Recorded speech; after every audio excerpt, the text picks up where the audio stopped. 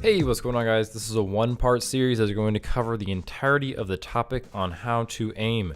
From choosing a mouse to configuring settings and how to train effectively. Here is a nice infographic to skip around, enjoy that for a minute.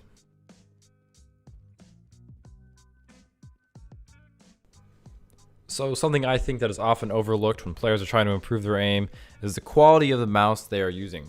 Having a solid mouse is the base which all of your aiming skill builds upon.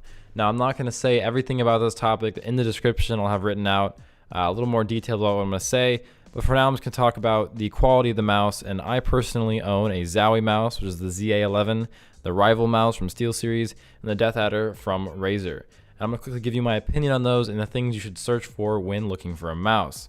So the first thing you're going to look at is the size, which is grip type, the weight, how big it is. If you have small hands, a smaller mouse, bigger hands, a bigger mouse. If you like to palm your mouse, which means you put your hand on top of it, you're going to want the hump to be closer to the front. If you claw the mouse, you're going to want the hump to be closer to the back. It's just little things like that, and that's mainly just preference. The next big one is build quality. If the mouse is cheaply made from China or something like that, it's going to wear away faster and you have to replace it sooner. Take note on my SteelSeries Rival, I think the build quality is a little bad.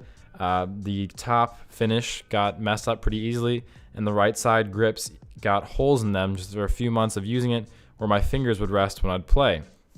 I found that really annoying, and so that was one of my reasons why I switched to the Zowie mouse. So I'm no expert on sensors, but as far as it goes, it's pretty important. Look for something that's good. Go online, Google it. You do you. Pretty much every top-end mouse is going to have pretty similar sensors. Just make sure you don't buy a really cheap mouse, because the one thing they're going to skip on is the sensor. They're going to go for looks to try to get you to buy it and not spend as much on the internals. Keep that in mind. The next thing I think about is, does it require drivers? Drivers such as SteelSeries Engine or Razer Synapse have their pros and cons. Something that I do like about drivers is you can completely customize the mouse to whatever you do, and you can make really helpful macros on the mouse that can bind to different things in the keyboard. The one thing I don't like about macros is sometimes they do mess up. For a while, my Rival mouse would randomly just flick down in the ground every like 30 minutes, and that was really annoying. That was another reason I switched to the Zowie, is that it doesn't require drivers. It's always steady. It's always going to work the exact same way.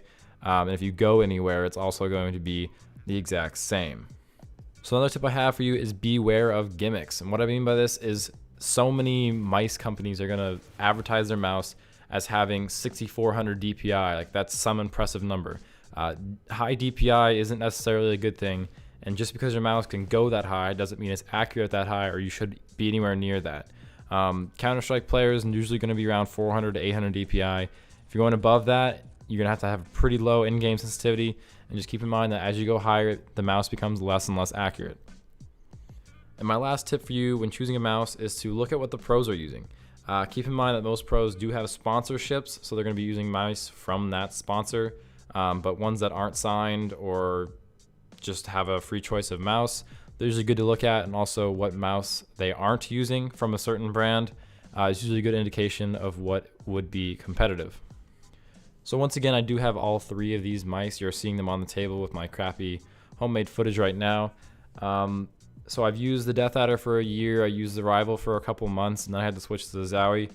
Personally, the Zowie is my favorite mouse. I think it's the most consistent, and I think it is the most comfortable for me. They're pretty much tied with the Razer mouse. SteelSeries was good, but it did wear away a little fast. That's just my honest opinion. I think they're all pretty much the same. Go with personal preference on this one. So this is one of my favorite topics, mouse settings.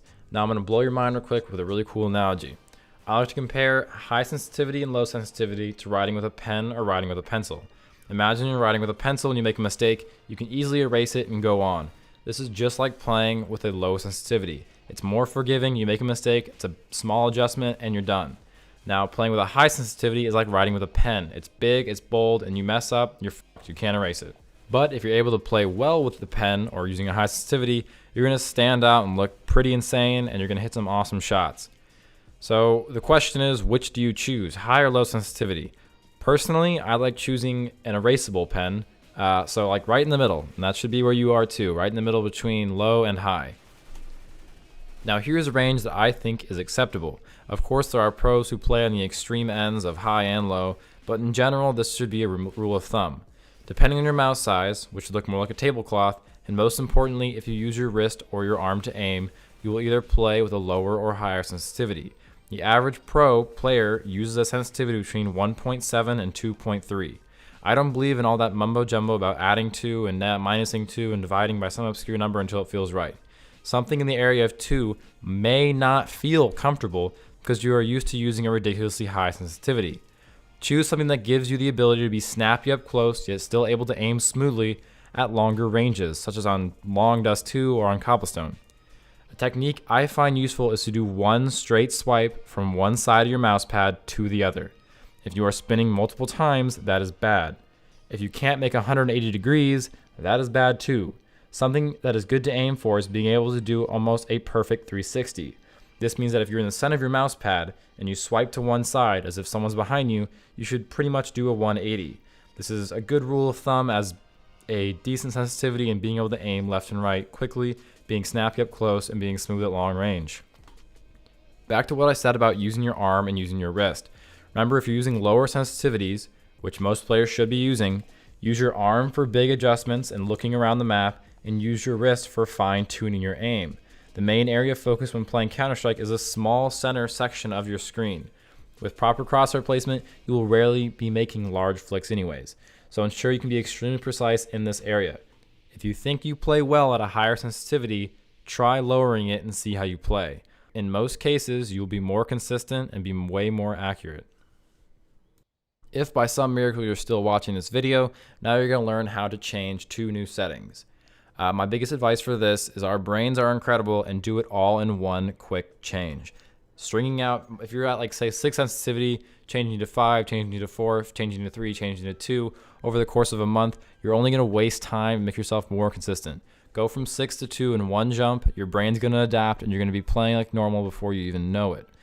Now, once you change, the first thing you need to work on is rebuilding your muscle memory. In general, the best way to do this is constant repetition and playing. But after changing settings, it is important to set yourself up for success. Before your aim can become second nature, you're going to have to think about it, and every time you play, go through a few warm-ups. The first warm-up you should participate in is making sure your large movements are accurate and comfortable. So load into a map and practice making a 45-degree swipe, practice making a 90-degree swipe, flick from corner to corner, and work on being snappy yet smooth. At this point, you don't need to be aiming at players, just making sure that you can aim in a general area of where you want to aim every time. After doing this and you feel comfortable, you should work on making sure you can aim with your wrist. Load into the classic aim training map, self-plug here, go check that out in a warm-up video, it's included there. After this, load into some free-for-all deathmatch or bot deathmatch. Now you've got the big general movements and the small movements. Now is your time to tie them together and work on actually aiming and using your wrist and your arm in unison. You can find a detailed explanation on how to load into these servers or set them up in the description. I've got a cool config that executes that for you. Check it out. Now, something you should keep in mind when you're deathmatching at this point, don't rely on it to determine the sensitivity is good for you. Deathmatching is fantastic for training, but it's incredibly unrealistic. When you play the game, there's not going to be people behind you 24/7. You're not going to be able to making 180-degree flicks. It's just unrealistic. So if you're playing at a low sensitivity and you find yourself not being able to do a 180 constantly to kill someone behind you, don't worry about it. Just focus on what's in front of you and try to focus on situations that might actually happen in a real game environment. So something I see a lot is whether an average Joe has any chance of becoming an incredible aimer and eventually going pro. And the answer is yes. There's a fantastic book called Talent is Overrated. No, they're not sponsoring me. If they want to, I need money. That goes into examples of all kind of things about this. In short, people that are on top of their game had to work incredibly hard. They weren't just born with a gift. This is even more important in a game like Counter-Strike because it is based entirely on skill. But this raises the question of why some people can have thousands of hours yet still be ranked somewhere in the silvers while other people reach the top 4 to 5% of the game in the same amount of time. And the answer to this is simply mindset and work ethic.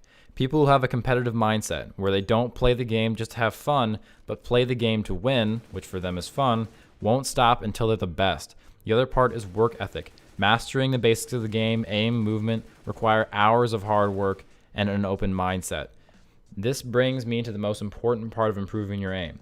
If you truly want to reach a higher skill level, you need to be dedicated to training more and playing the game less. Now this sounds wrong, but hear me out. If you want to get better at the game, you can't just get on CSGO, play 3 to 4 games, and call it a day. In the beginning of your Counter-Strike career, 50 to 60% of your time should be dedicated to training. This is deathmatch, aim maps, and learning new strategies. After doing this for a long time, you eventually won't need to train this much, but simply maintain your high level of skill. But in order to improve at a rapid and steady rate, this is key. So something else that the book mentions, which is kind of interesting to me, is how to train effectively. Of course, repetition is incredibly important, but short, intense training is the real key to improving yourself in leaps and bounds. Often when we play deathmatch, we are just going through the motions, listening to music, doing whatever else. Try this. When deathmatching, give 100% of your focus to the game. No music, no distractions. If you do this for 15 minutes straight, your mind should feel exhausted. It is harder than you think to dedicate everything you have to something this skill-driven and fast-paced for that amount of time. After this burst of focusment, relax for a bit and then go at it again. Alright, so now some tips on how to actually go about training once you've warmed up at whatever you else need to do. So the first thing I have to say is practice close range tracking. Put a bot in the middle of the map, as you can see on your screen, and just run around it. So what I mean by this is lock your crosshair on them, go by him, do some cool moves, like almost like you're doing a dance with the bot. Keep your crosshair on his head, don't even shoot at him. Do this at close ranges, then keep getting further and further away until you're doing this at long ranges, and you can accurately track him at any range, any speed, no matter what. Next, this is kind of a weird tip, and I did this for a while and it helped me. Join a deathmatch and don't fire a shot. So this is surely suicide, and you're going to look like a complete idiot, but at the same time, it's going to keep you from spraying and keeping you from worrying about actually winning. All it's going to do is make you focus on actually tracking heads and making sure your crosshair is exactly where it needs to be. If you did this for an hour, when you actually went to deathmatch, you'd be able to quickly aim at a head, know you're on the head, fire, and get the shot. So the next thing to work on is recoil control. Here's some more self-promotion. Look at that.